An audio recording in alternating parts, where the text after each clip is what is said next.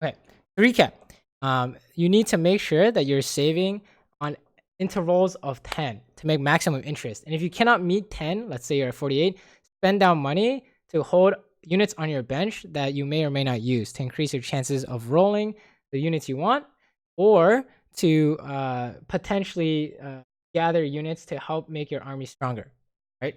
Then once you get to level 6, you want to roll down to until you find core 4-cost units to help your army, or maybe core 2-star units in case you're dying. Otherwise, you want to save up to 50 gold, go to 7 with your surplus money, and roll down to complete those 2-cost, a 2-star 4-cost units, usually. Then let's say you're stabilized, then you want to go to 8 and look for late game comp, right? Maybe even look for legendaries, right? So yeah, very much make sure you have damage at all stages of the game. Make sure you have frontline at all stages of the game.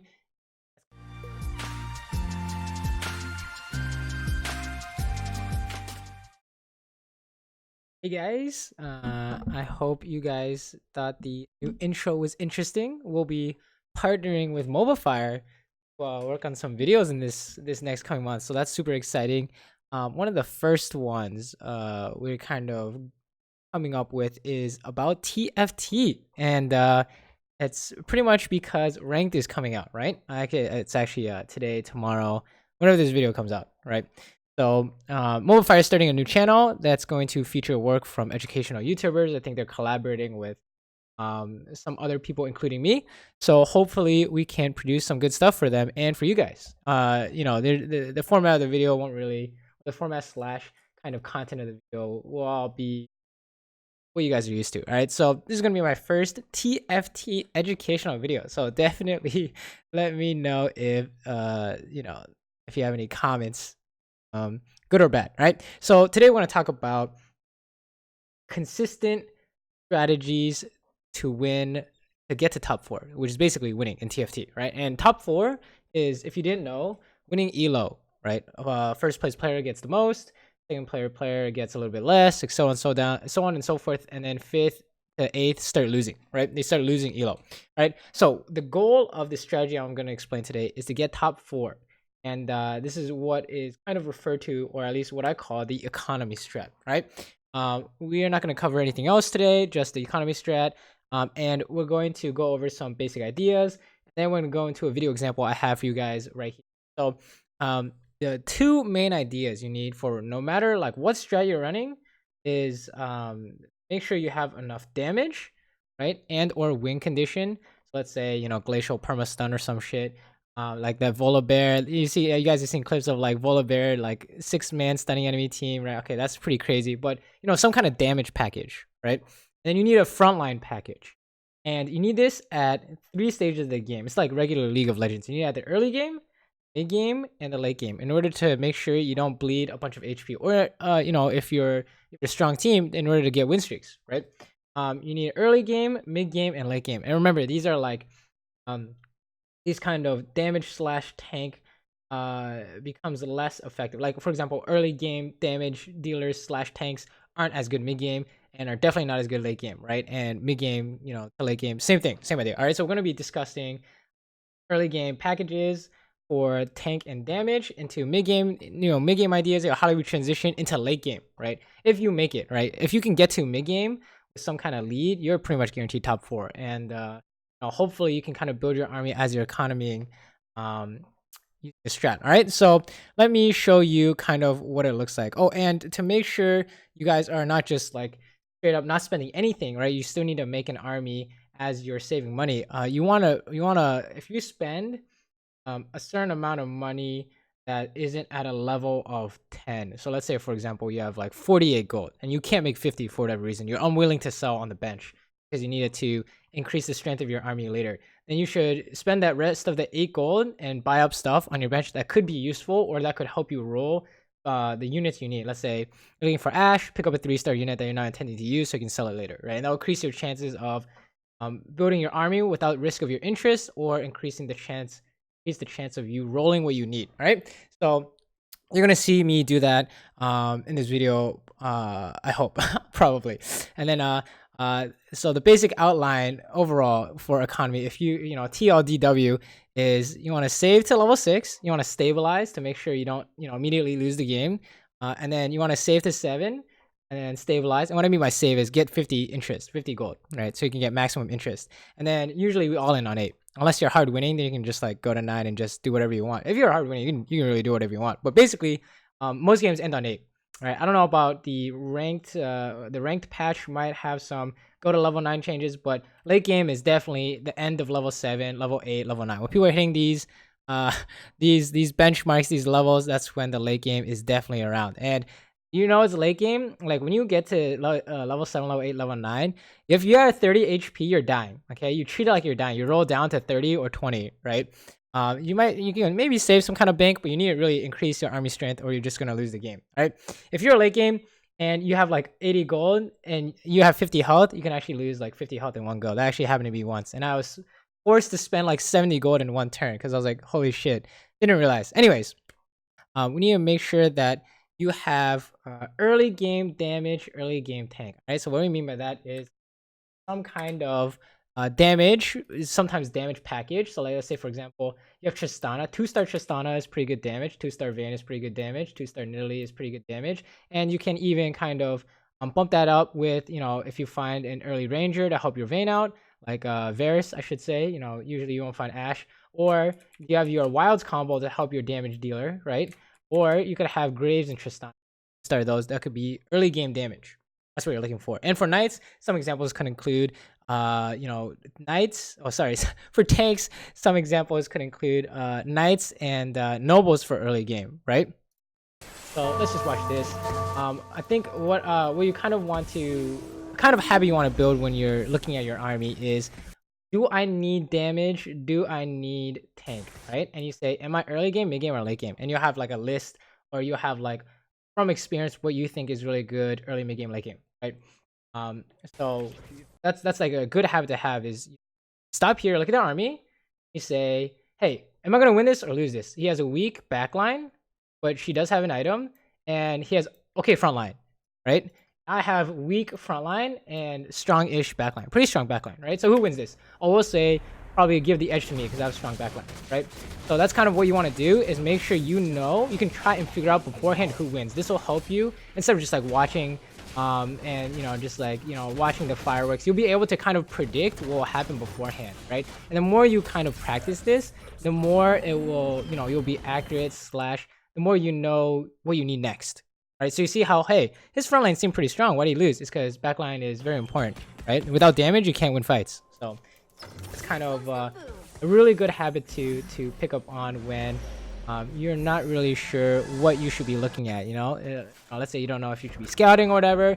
Look at the fight about to happen and watch it, right? So you saw back here, we needed front line, right? So you're looking on like, oh, I'm looking at, you know, Nobles package with Fiora and Vayne maybe. Maybe like Graves or Cassidon, or I'm trying to 2-star these units. I want to 2-star everything in the early game if possible, right? Usually that's the way to go for early strength, right?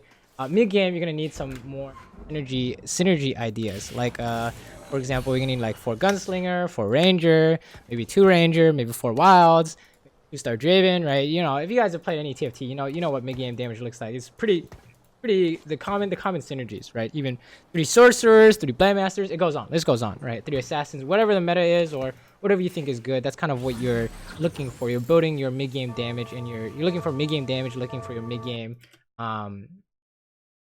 what's it called? Tank as well. You can see me. I'm saving as much money as possible, right? And we're gonna maximum economy till we hit level 6, and then we'll consider whether or not we should stabilize. And what I mean by that is, if we're starting to lose HP, we're gonna start rolling for 4 cost units. Yeah, I forgot to mention the reason why we saved to 6, because the chances of you getting a 4 cost unit goes from 3%, 3% to 10%. Okay, it's insane, right? You can actually find something. So that's why we go to 6, and that's why we start looking to stabilize and start spending money if we need to, right? But of course, if you're hard winning, you shouldn't be rolling on 6, right? You should be rolling to increase your army strength. So yeah. So here we're on 5. We're like, okay, we need to save money. Can I make the 50 benchmark? Yes, I can, because I'm selling this early game Tristana, right? We have no intentions of going for Gunslinger, so that's mid-game damage package non-existent with Tristana, right? This is not 3-star. We didn't give her any items, although I should be using some of these. That's a topic for another day. We see how we sold this to make interest, because we weren't going to use it, and it's because she was early game damage only. I wasn't going to use her for anything else, right? And in fact, everything you see on the bench right now, replaceable, right? For mid-game damage and mid-game tanks. And we can also go over what we think mid-game damage and mid-game tanks are. We did some mid-game damage earlier with like for Gunslinger, Draven with items, etc. Tanks are like 1-star Cho'Gath or Elementalist, right? If you have no early game tank, you should probably start picking up Cannons and Lissandra, so that when you roll for Brand on 6, you can make Elementalist. That would be your front line until late game, right? No problem.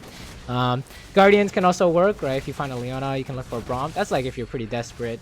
2-star Nard, 2-star Sedge. That's like really strong mid-game tanks, right? But it is important to note that when you hit 6, you're not trying to 2-star these 4-cost units.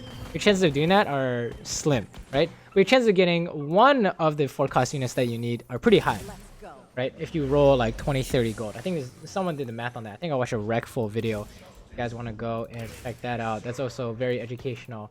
But here you can see me picking up mid-game damage packages, right? I'm looking for sorcerers. I'm looking for Akali. If I can make 2-star Akali, I can go for some kind of assassins, right, in the late game. So you always need to be thinking about economy, and then mid-game, mid, early, late game, whatever, damage / frontline. Okay, so when you're getting to level 6, level 7, that's the mid-game, and end of level 7, level 8, level 9, that's the late game. Everything before that you could consider early game. All right, so if it doesn't help improve these areas of the game, or the next stage of the game, I should say, then you should not pick it up. So like, let's say for example, it should be obvious, right? But let's say we find a Tristana. We don't care. Worthless to us, because it's not going to help our mid game or late game, right? It needs to help your current the current fight you're in, or the current stage of the game you're in, or the next stage of the game, right? And when you're all in, you just spend all your money to make your army as strong as possible, right? We're looking for our assassins here to make sure we have enough mid game damage, right? So if you take a look at this, we have mid game damage package, right?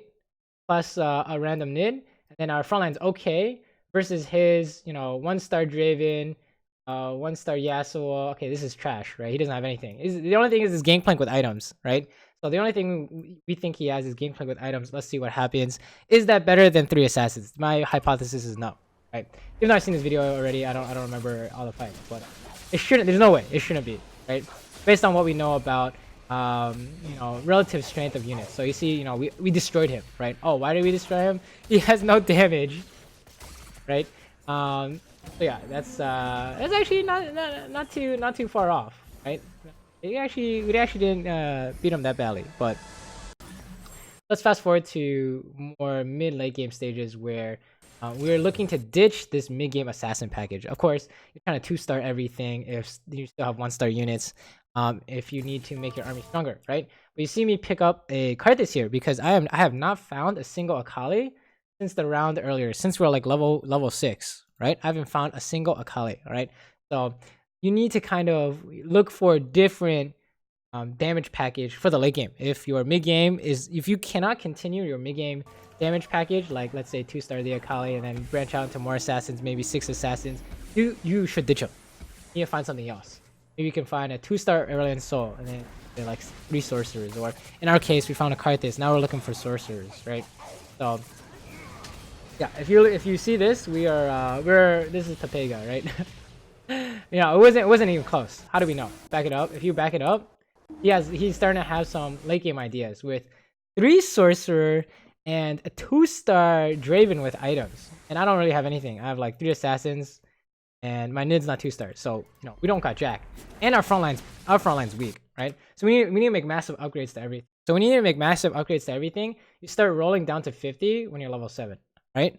His 6 sorcerer, these guys are not 2 stars. So actually having, you can't just the reason why mid game you can't just whip out single units and say, hey, I have three assassins, for example, is because you need to 2-star them. So his important sorcerers, literally everything but Veigar and Kassadin are 2-star. So he actually had no damage, right? So that's kind of the stuff you're looking for. So if we fast forward, we're gonna roll for these. We're gonna roll for these characters. This is the end of the game. Is let's say you're just straight up dying, spend all your money to make your army as strong as possible so you can make top 4, right? So to kind of recap, the whole strategy is save up as much money as possible while building an army to help your whatever stage of the game you're at. Early game, mid game, late game, right? You always want to look forward to the current stage or the next stage. I missed a Morgana. So let's say your early game, you're looking to build early game, mid game. Let's say your mid game, you're looking to build mid game, late game, and late game, you're just looking for late game potential, right? You don't want to replace let's say you don't want to replace your good 3 sorcerers with good 3 assassins because you're just going like horizontal in terms of damage, right? You want to go up. You want to have late game damage, right? And so here, when we finally 2-star everything, right? Our front line's amazing. Our backline ASOS still needs to be 2-starred, and then we're good to go. That's pretty much it for us. Late game sorcerers. Unfortunately, did not get the Morgana. If you want to make changes, you can actually swap out Kassadin, right? Because you don't need him on the front line. We're looking for damage here. This front line is amazing. Like 2-star 4-cost units are amazing. All right, so just use those as front line if you have no idea what to do. But yeah, that's kind of what you're looking for. All right, and you just watch the fireworks. Right? In terms of placement, we didn't really talk anything about placement, but stick your CC units in front of their army so they CC everyone. Yeah, that's pretty basic here. We just AoE the shit out of everyone, and they're just donezo, right? And if you look at his army, you know, why did he lose, right? Check it out. Based on what we talked about today, why did he lose? You know, we're talking about damage, and we're talking about frontline. So if you look at him, he has damage for sure, right? 2-star Asol. He's got 2-star Karthus. You know, he's got 6 sorcerers, right? So he has the same amount of damage as me. What's the difference? This Kindred adds to damage with Phantom and, you know, some kind of tank if the ulti goes off. And this Gnar is some kind of tank if his ulti goes off. But, you know, these are kind of weak. This is kind of a weak front line, we'll say. 3 Yordles is not strong front line, right? So maybe if he had like 3 Lockets or something, maybe he could survive. But remember, we both had damage. He did not have front line, or his front line was not very strong / consistent, so he got rolled, essentially, right? His Cho'Gath ulti was insane, and his Sejuani ulti was insane. So the power of 4-cost units. Yeah, I hope you guys enjoyed. Let me know what you thought. Was it useful? Was it not useful? Try this strategy out in ranked, and let me know how the games go, okay? Hopefully, we will be high-ranked TFT, so we can make some more TFT content, right? Yeah, see you guys next time.